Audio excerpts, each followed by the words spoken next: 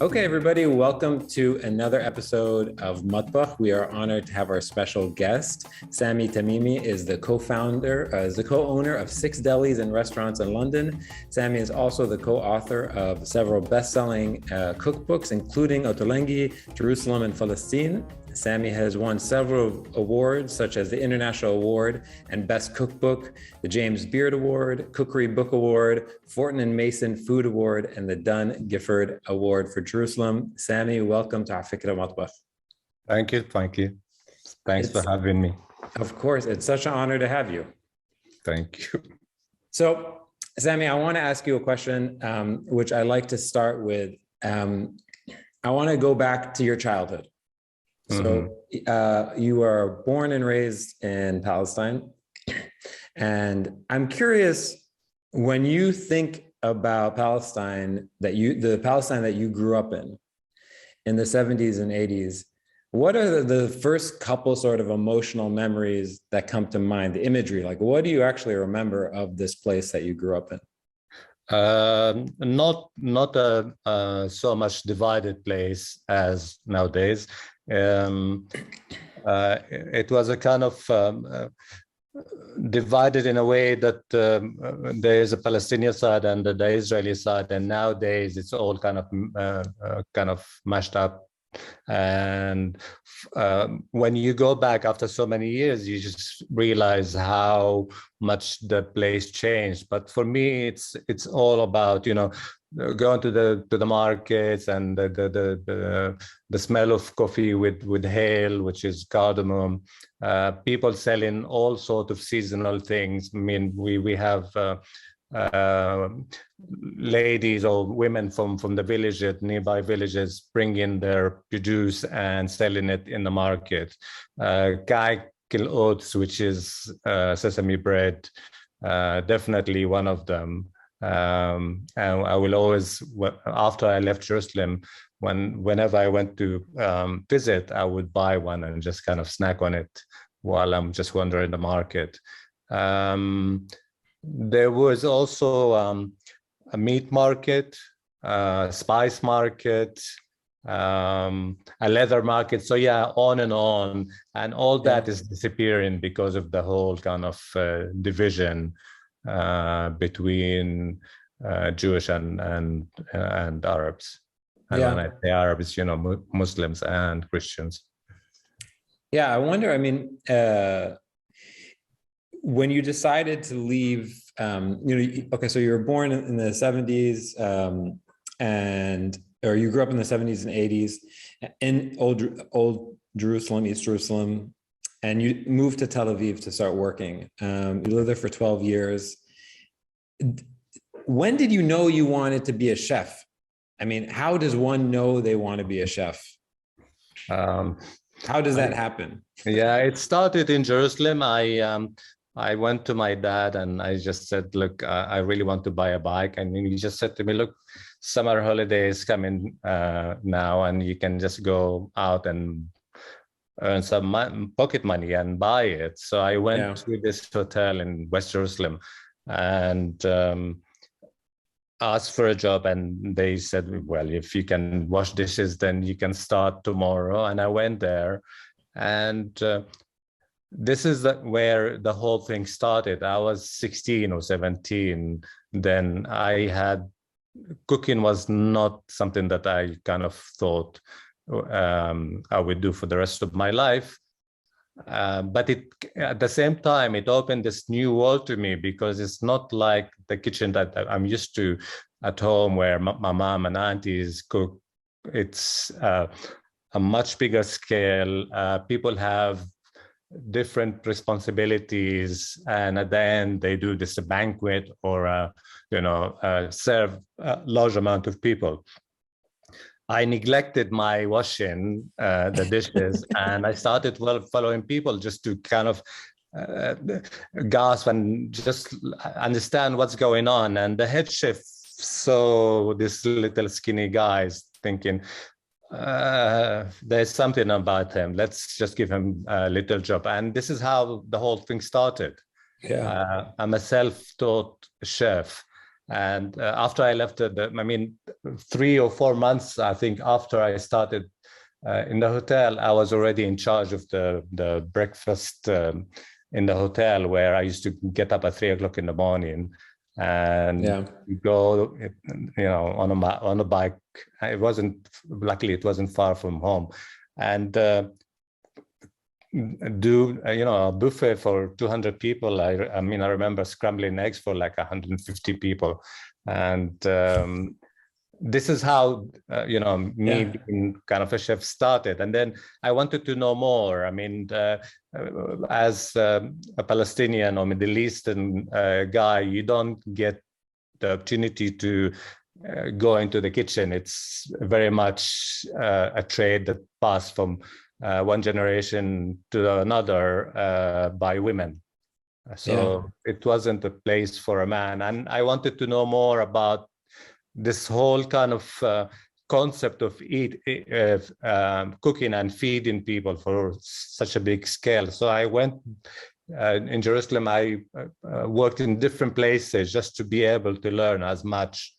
Were you immediately drawn to the business side of it, or were you drawn to the taste? No, to the cooking more than the business. I wanted to learn how to cook different cuisines. And in a way, I always kind of had in my mind that Palestinian or Middle Eastern food is something that I knew already. So I kind of kept it on the to the back, or to put it on a side. And wanted to know more about different cuisines than the food that I grew up on eating and enjoying. I worked my way, working from a French restaurant to a vegan Indian restaurants to a Yemeni to I worked with an elderly couple from Iraq, Jewish Iraqi, that did wonderful different kibbehs from potatoes, and sometimes it was from rice. Interesting. So it was quite interesting.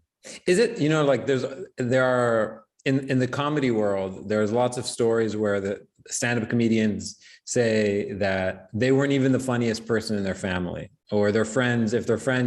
If somebody said, "Oh, this person is going to become a stand-up comedian," they'd say, "What are you talking about? They're not even funny." Like your cousins and family and friends, if I told them in 1982, 1981, 1980, Sami is going to be a world-renowned chef, would they be like, "What are you talking about? This guy doesn't even know how to scramble an egg. This guy doesn't even know the difference between muhammara and hummus"? Is that what they would say?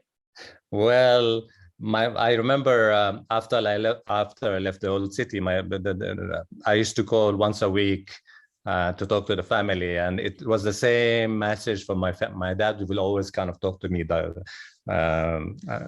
last one on the phone call, and say, "What are you gonna do? I mean, you chose a woman's kind of job of cooking." And it's like, "Dad, it's different, It's not like you cooking at home where my mom has all the cooking. It's more industrial. It's more kind of creative." But he didn't really kind of understand it. And the whole family, it's just like, "What are you doing? What exactly is your job? I mean, we understand that you're cooking, but what are you doing?" And after Jerusalem came out, it kind of occurred to them what I'm doing, actually. Wow, that long? Yeah, it took a long time. It took a long time. Yeah. So I want to talk about the decision. I wasn't the funniest one in the family. I was actually quite shy. And for me, I always said I want to be an artist. I paint as well. And for me, food, it was a way for me to express myself and open up and work on myself. So, So I want to talk about the decision to move to London in 97. Was that something you had been planning for a long time and you just caught your big break, or did it come out of left field and then all of a sudden you said, "I guess I'm moving to London"? No, I lived in Tel Aviv then, and I worked. I mean, I lived in Tel Aviv for 12 years, and I didn't have any Palestinian friends in Tel Aviv, but all my Palestinian friends were in Jerusalem.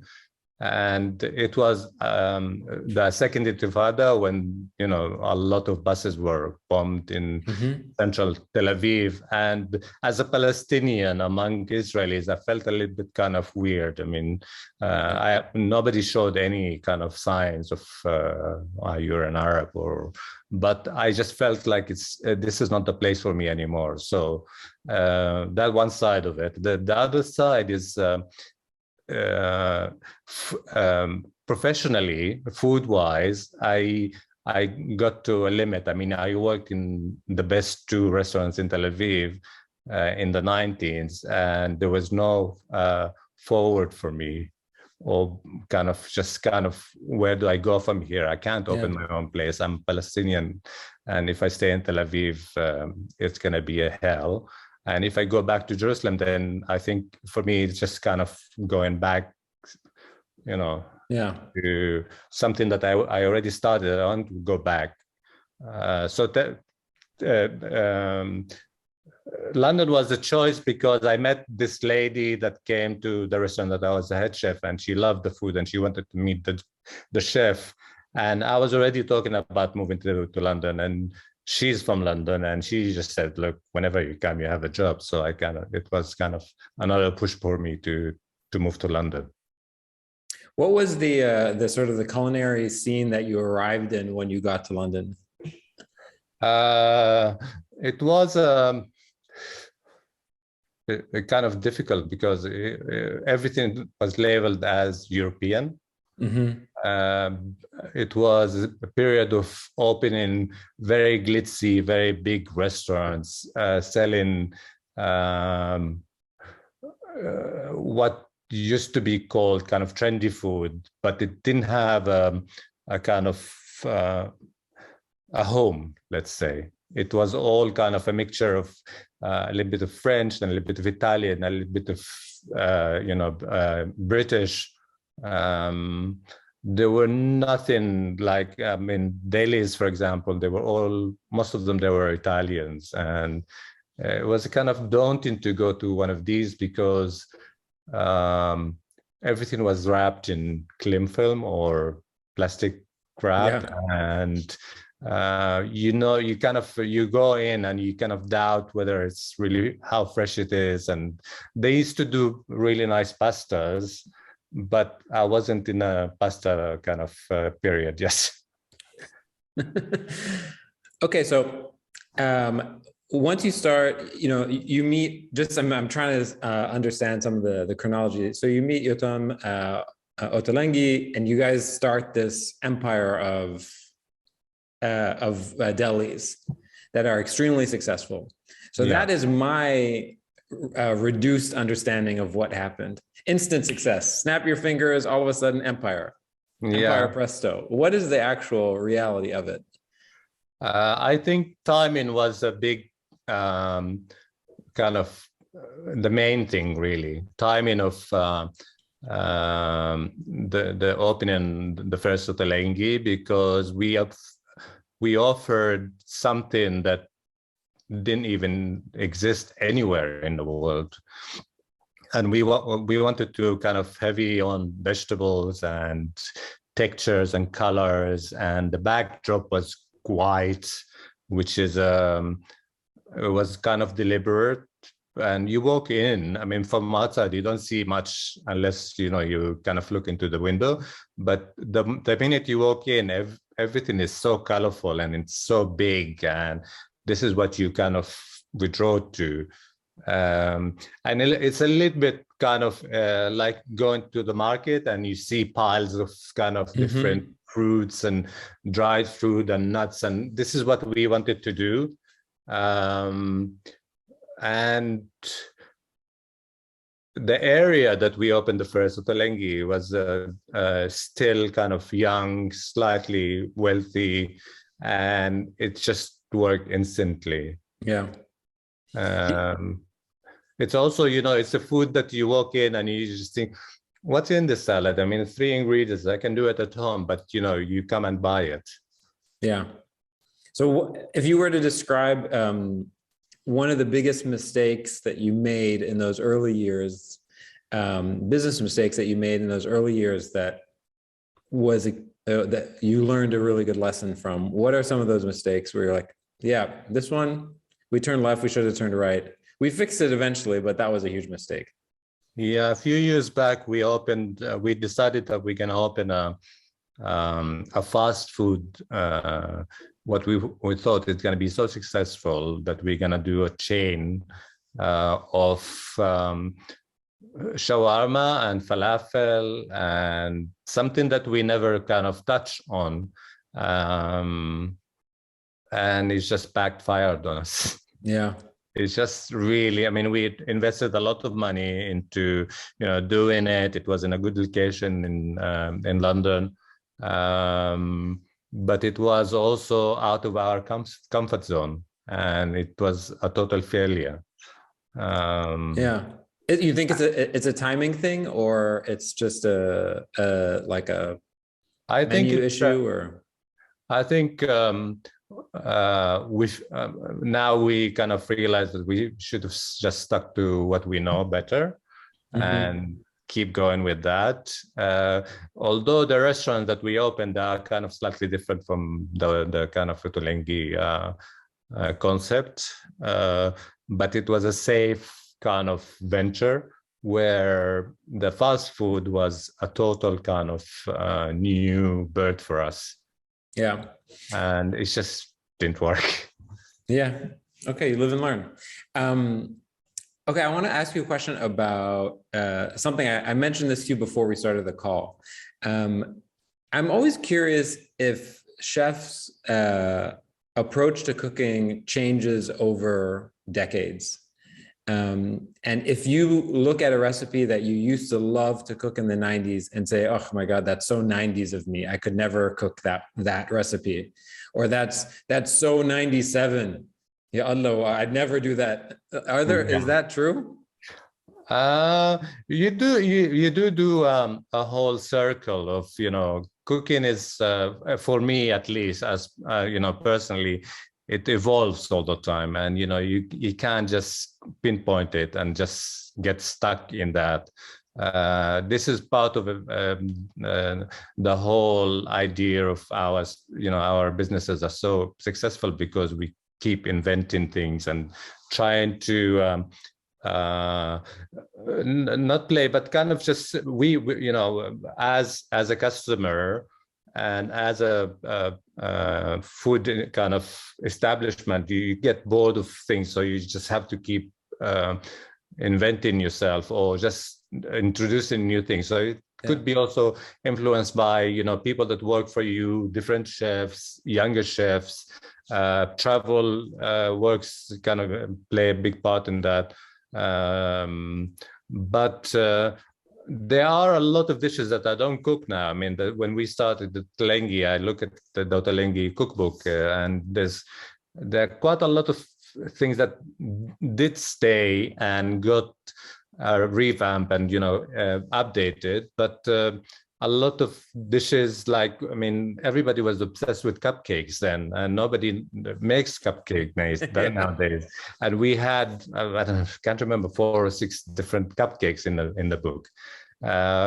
Interesting. But and also I mentioned it before, where when I was younger, I wanted to learn as much as I can about different cuisines, but the last probably 20 years, I went back to Palestinian cooking, which is something that I kind of neglected, but now I feel very comfortable that, I brought it back. Yeah. Okay. So before we get to Falastin, the book, I want to talk about Jerusalem. I'm curious now, reflecting on the book, what you're really proud of with this book and what you think you may have wanted to do differently going into every single project. There's always a sort of a retrospective, I wish I did this a little differently. I'm curious, what you're really, really proud of in putting this book together, and what you hope to achieve, and what you think maybe if you were to redo it, you'd love to do differently. Yeah, I mean, Jerusalem, it was, I mean, we never kind of anticipated that it's going to be such a huge, successful book. And I think we kind of went into this project in a kind of almost naive kind of point of view, and we saw it as two people that grew up in the same city, two different sides of the city, but had quite a lot of in common when it comes to food. So this is kind of what we wanted to reflect, and after the book came out, and the whole kind of noise the book made, we regretted it not to talk about all the problems that happening in Jerusalem, Israel, and Palestine. I think we should have tackled that, which is something that I did in Falastin. Yeah. Because you can't talk about, I mean, everything that you touch from this part of the world. I'm talking about Palestine and Israel. It turns into politics, and we were not politic enough in Jerusalem. Yeah. I'm curious about what you discovered in the process of writing Jerusalem. I would imagine that it was the second cookbook that came out. Were there things that you wanted to do in Jerusalem as a reaction to Ottolenghi saying, we want a little more of this, we want a little less of that? What is even the process like of writing a cookbook? What is that process even like? When our friend Noam mentioned, he came up with the idea that we do Jerusalem, I mean, both of us, we said, no way. I mean, we're not going back. We left so many years back. And if growing up in Jerusalem is a very heavy place. It's like, all the history and all the conflict and everything kind of, you feel like it's sitting on your shoulders. And I remember saying to Yotam, okay, so I have a huge list of recipes that I can contribute to the book. Where your part comes from? I mean, where is it? Why are you gonna contribute to it? And I remember we sat here in my kitchen one afternoon, and we started making list of all the dishes that we potentially can put in the book, and we actually realized that we have a lot in common. We have almost the same experiences in where Yotam would go to the old city and have sahlab, or they go to this fish restaurant in East Jerusalem with the family, and they will always go down to the old city and have ghaibe. So yeah, a lot of these things that came up are kind of what we thought it's a good thing to include in the book. Yeah. Did you feel uncomfortable with the enormous reaction to the book? I mean, afterwards, sort of, it almost puts you in a position where you're not only writing a cookbook and you're not just a chef and a restaurateur. All of a sudden, you're a symbol. Is that like a really uncomfortable position to be in? Yeah, I mean, what people don't realize, I mean, or then didn't realize, is that we worked together for 10 years before Jerusalem came out, and people that know both of us, we never talk about politics. It's not something that we kind of discuss between us. We will mention something, but we don't kind of venture into, because I think we both kind of agree without agreeing. You don't have to kind of say, I mean, we are both kind of left because different reason, but I don't want to for Yotam, but he's not very happy with what's happening there, and this is why he left. I left because I just don't want to be treated like a third-class citizen in my own country.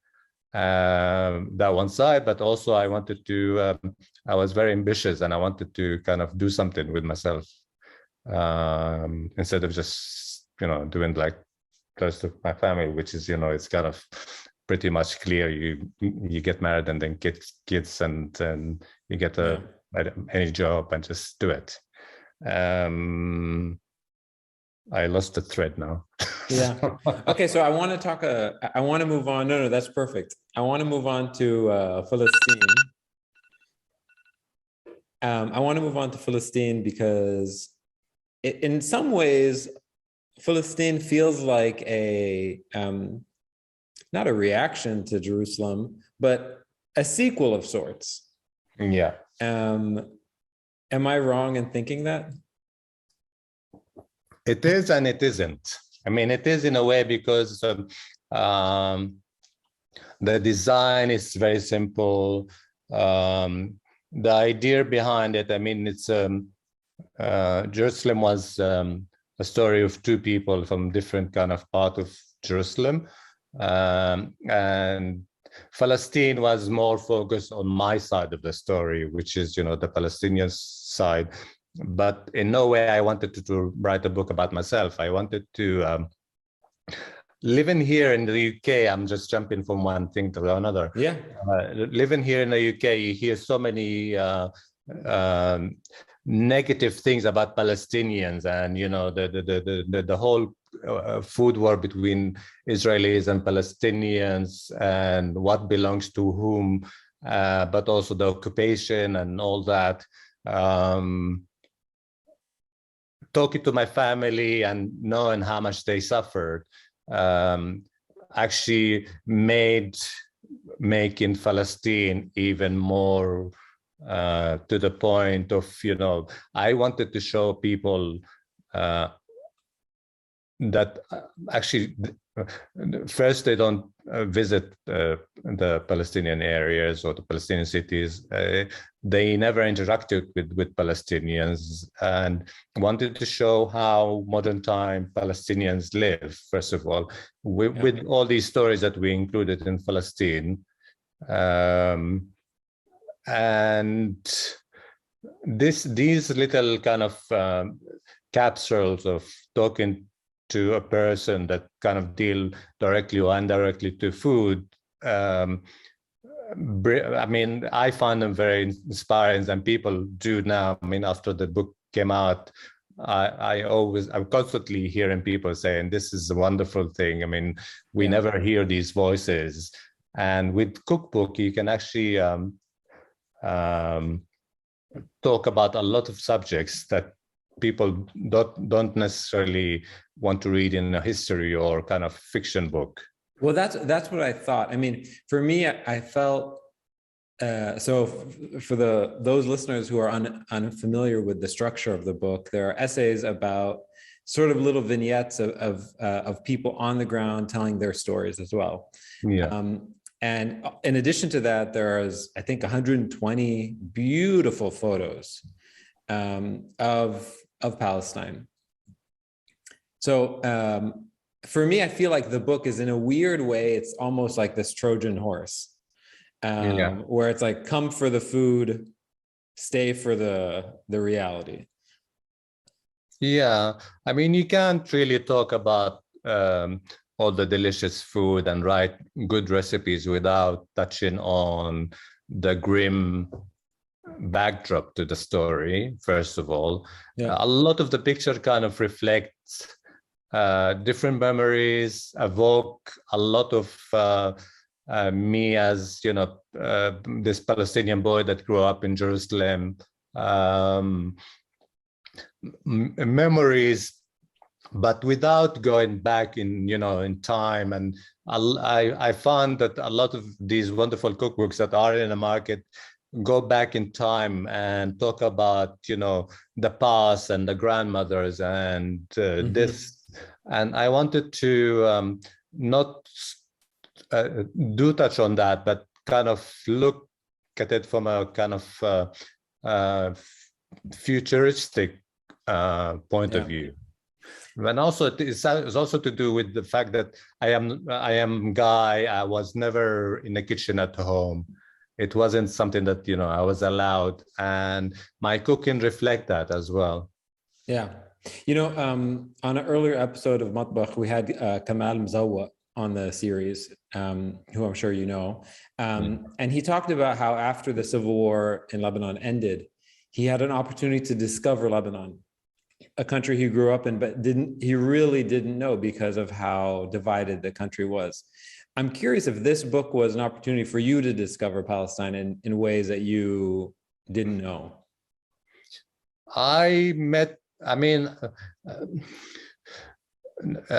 Not really. I went back to very familiar, and once you step in, you are very, very familiar with everything.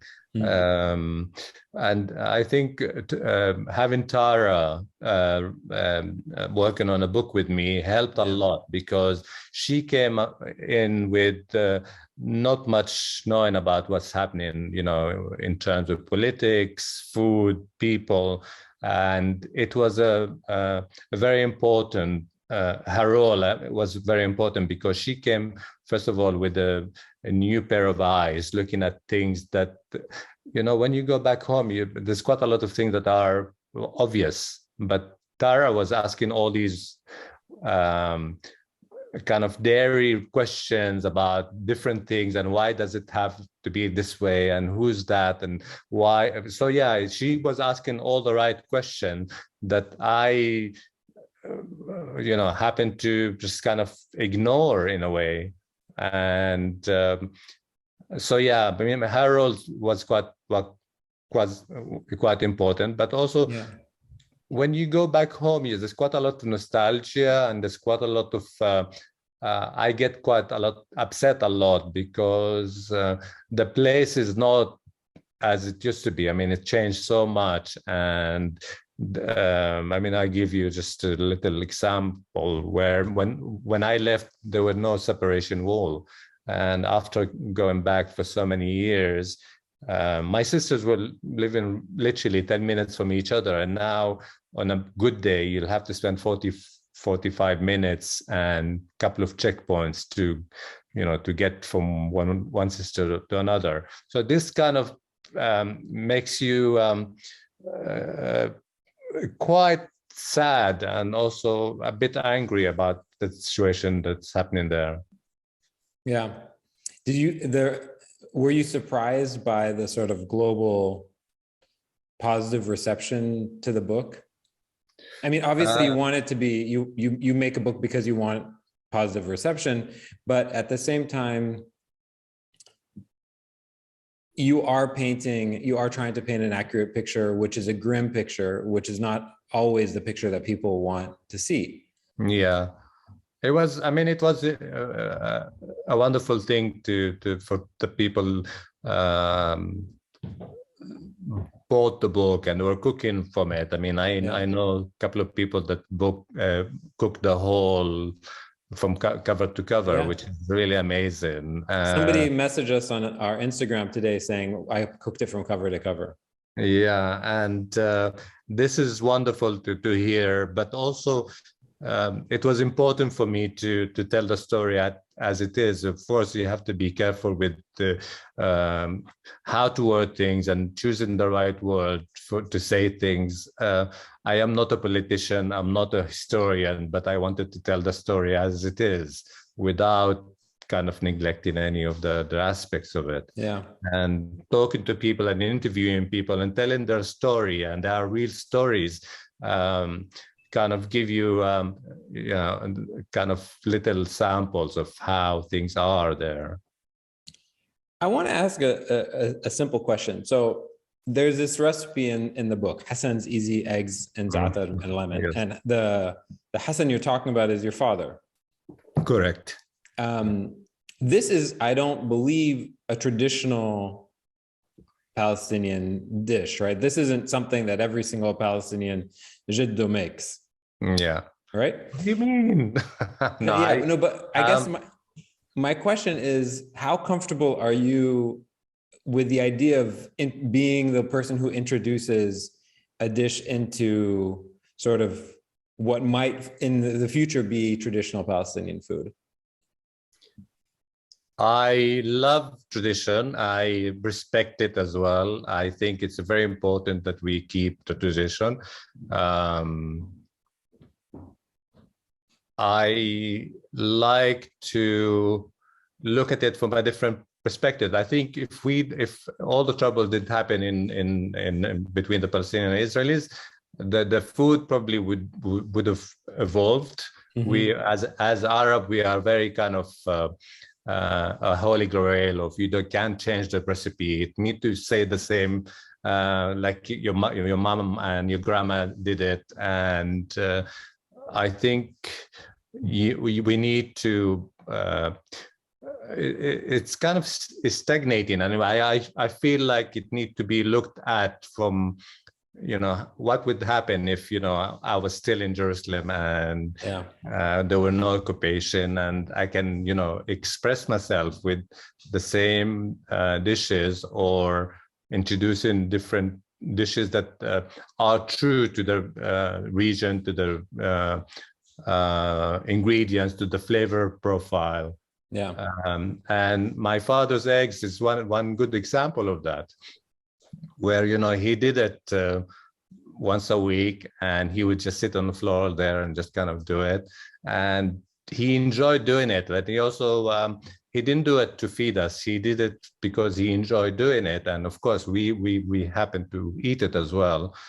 But unlike my mom, where she cooked to feed 7 kids and many guests that kind of used to come, she did it because she needed to feed so many hungry kids, and my father just did it for the joy of doing it. So maybe it's ironic that your father, who was saying, "I'm not sure why are you doing this," is the one who has a recipe in the cookbook. I think it was important also. I mean, it's very, very simple recipe. People love it because they don't think, these few ingredients are going to create this really flavorsome dish. But the reason I wanted to include dishes like that is because I see my cooking both from my side, my father, which is the joy of cooking, and my mom as to do it to feed people. Amazing. Okay, I want to get to the single ingredient that you chose. So as part of the Matbakh series, we ask every guest to choose a single ingredient or a technique or recipe, and you chose laban. Why are you so interested in laban? Why did you choose laban? I think laban is a very important ingredient in Palestinian and Middle Eastern, or even the whole Arab world. It's something that for me, making cheese and making yogurt is so fascinating, and the French took it to a different kind of level. But we always had laban at home, and my mom used to make her own laban, and I remember this big glass jar that she used to cover with a towel, and then 2 blankets, and it was a whole ritual. But laban went into a lot of dishes, and when we were sick, she used to give us laban. She cooks with it with mahshi, or add it to a salad, or they make also the labane and the nabulsi cheese. So it's very, very versatile.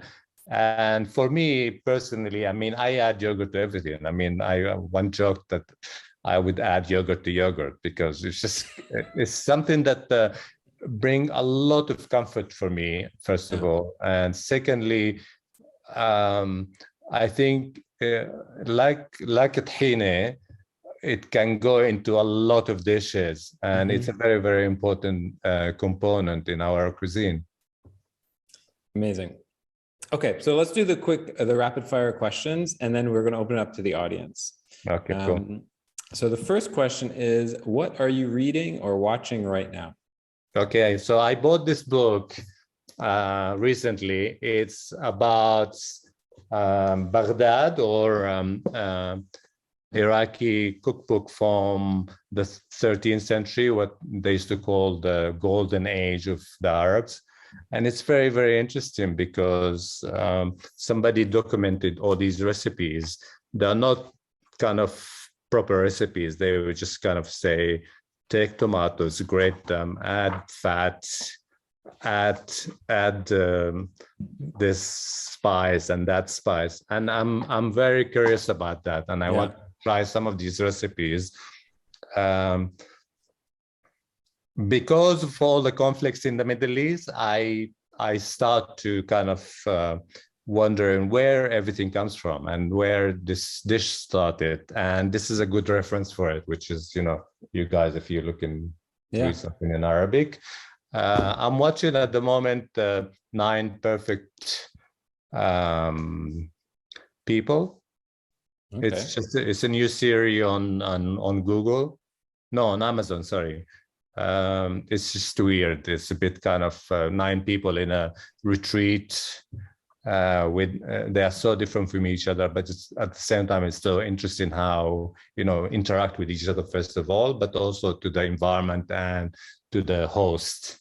It's early days. I mean, I only started, it's only the 3rd episode I'm watching. Are you interested in cuisine from other sort of Arab capitals? I mean, behind you, I'm looking at all the Arab capitals behind you right now. Yeah, very much. Are you interested in exploring the next sort of sequence in the book is Damascus, and the next sequence is Baghdad, and the next sequence is Tunis? Yeah, I mean, Syria was on my list to go, but sadly, what's happening there is a little bit kind of. But yeah, Lebanese and Syrian and Palestinian, they have quite a lot in common, but I think there's a lot to explore. I don't know Egyptian food so well, and I think I would like to know more. Okay. And I would love to Tunisia, Algeria, and Oman. Cool. Okay. Who would you love to shadow for a day, past or present? God. That's very tricky. I met Anthony Bourdain once in New York, and we had a drink together. But I left feeling that I didn't know him so well. And if I could kind of turn back time, I would just love to spend with him a week. Just kind of chatting and, I think he's such a fascinating person, or he was. Okay. What is your guilty pleasure midnight food choice? You open up the fridge, it's at midnight, you're hungry. What's your guilty pleasure? Or the pantry? Or pick up the telephone. Cheese and ice cream. At the same time? No. I would probably start with cheese and then go for the ice cream. So what type of cheese and what type of ice cream? It need to be a good cheese. I mean, I tend to go for not hard cheese, so something like pecorino or goat cheese, and I always have crackers. So just kind of, this is a good, nice snack. Flavor of ice cream? If you'll indulge me. I don't like chocolate, so it need to be vanilla or salted caramel or something with strawberry. It's interesting because I've heard you said that you don't like dessert so much. So it's interesting. Even your ice cream choices are not too sweet. Look, if you put a plate of knafe or balawi in front of me, I'm not going to just say, no, I'm not going to eat it, of course. But I don't always get why people would start their day with a sweet dish like a pastry, or I want something savory. Yeah.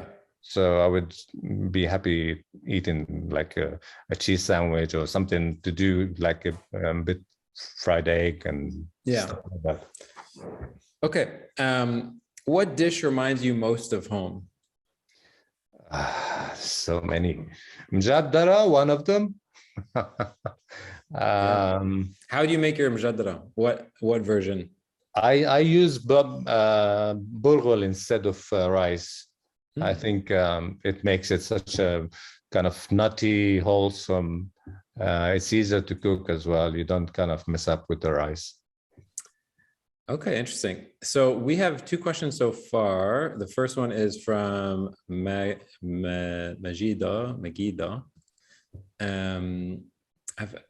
Magida, if you can just unmute yourself, or I can read your question for you. Majida.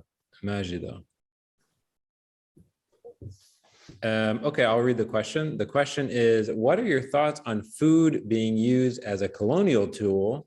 For example, the idea of Israeli couscous versus maftoul.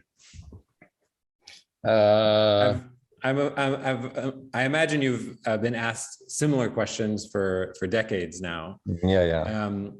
If I can ask you if your thoughts have changed over time as well. Yes, they did very much. I think I tend to speak up. I mean, I'm not really interested in in politics, but it comes to a point where you can't just keep stum, so you have to speak up about things, especially when it comes to Israeli chefs marketing dishes that obviously Palestinians as in Israeli new cuisine, and this really pissed me off. Yeah. With the whole kind of appropriation of food, it's very complicated. It's when you come from Palestine and you live there for all your adult life, you understand things in a different perspective. Yeah. And it's not just black and white. There's quite a lot of gray into it, and I find it kind of deflating sometimes, because you will always have somebody that kind of tell you, no, you are not you're not right, and I can prove it. And so yeah. So the next question is somewhat related. Serene asked me to ask the question for her, and I'm going to adjust it slightly. The question is, as a champion of Palestinian cooking, can you speak about concerns related to cultural appropriation of Palestinian food and how you navigate that? My adjustment to that question, since you kind of addressed it, is what advice would you give to a non-famous chef who is may not have the same platform you do and the same sort of stability you do? How do you, what sort of advice would you give to a Palestinian chef or a champion of Palestinian cooking who is trying to navigate this environment of cultural appropriation? Yeah, I mean, first of all, stay true to your guts, first of all. And, your food is your food and nobody can change that. You need to not so much go into big, when you're a chef, you're not also a kind of what's the word? I don't see it as a,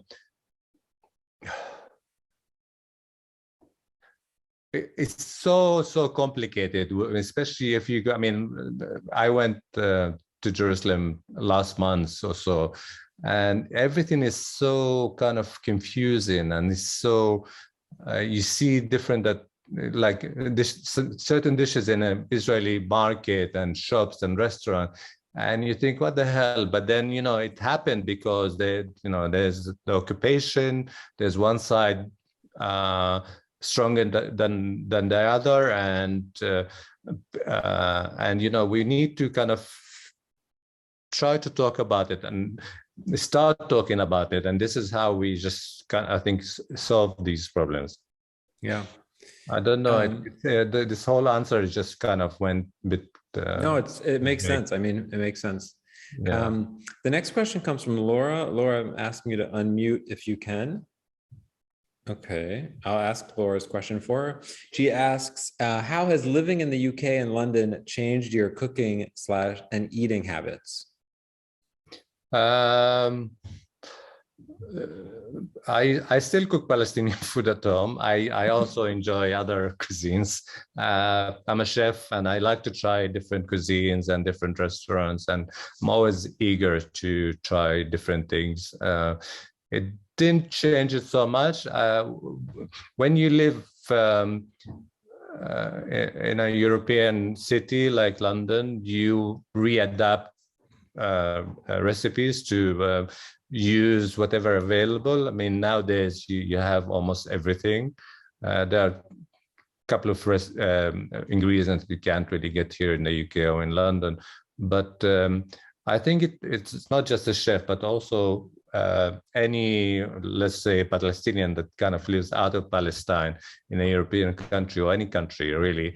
They just have to use whatever they have available to make a dish that they, grew up on having. Yeah. Ahmed asks, who is the author of that 13th century cookbook that you were describing? Muhammad ibn al-Hassan al-Baghdadi. Okay, there you go. Yeah. We have another question from Mary Kate. Have you faced discrimination and or virtual attacks before and since publishing Falastin, and how did you respond? Not so much about Falastin, but what happened in the last couple of years in Sheikh Jarrah in Jerusalem. Yeah. I spoke up on social media, and I was attacked from both sides, from the Israeli and the Palestinians. I think I wasn't, I know that I'm not surprised about the Israeli side, but Palestinian really kind of took me by surprise, because it felt like whatever happened there and between Palestinian and Israel, it was all kind of my fault, and I just kind of sold out, and it's weird. And I think this is something that people need to think about what they're saying, first of all. Because I'm a public figure, it doesn't mean that they know me. And it made me really, really sad, because, we attacking a guy that he's just a chef, and he just published a Palestinian cookbook talking about, settlements and problems between, different parts of Israel and Palestine. And yeah, I mean, I always say that, we have enough issues in this area that need to be addressed. And I just think when something like this happens, when people attack you, I feel like we are wasting our time on a kind of not important issues. Yeah. Does that discourage you from speaking up more, or does it embolden you? No, actually, it's the opposite. I want to speak more, and I want to address things the way they are. And there's no way I'm backing up. This is my, this is my reality, and I want to talk about it. Yeah. As a Palestinian, as a chef, we need to talk about it. Yeah.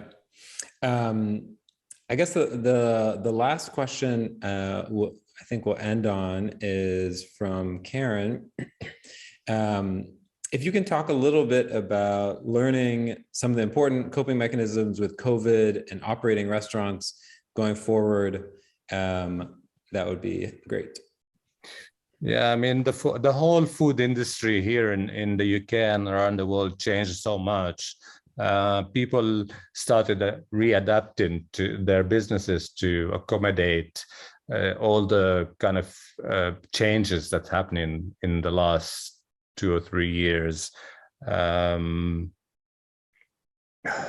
It's very sad, because here in the UK, it's not just the COVID, but also we have the Brexit, which has affected us quite badly.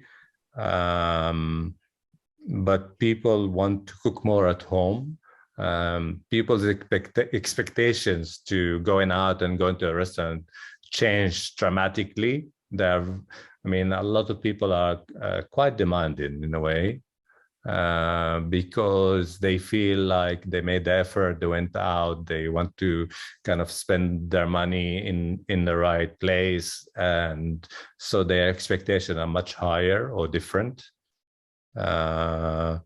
What will happen? If we have another lockdown here in the UK, it's going to be probably catastrophic. Yeah, I see it this way, and also, I'm hearing that New York is also heading to maybe another lockdown. No, I don't know. I think I agree with you. I think it'll be absolutely catastrophic. Yeah, and here in London, because we had a lot of people coming from different countries, they left because first of all they want to be home, and secondly because they don't see a future for them, because any minute can happen again, and then they are kind of stuck here. Yeah, tough situation. Well, Sami, thank you so much for taking the time and sharing your perspective with us. It was a real thrill to chat with you. Thank you very much for having me, and thanks everybody for joining. Yeah, so this will go up on the podcast in a few days. If you haven't subscribed to our podcast, please do so. Leave us a comment, let us know what we're doing well and how to get better. And everyone, enjoy your day and your night wherever you are.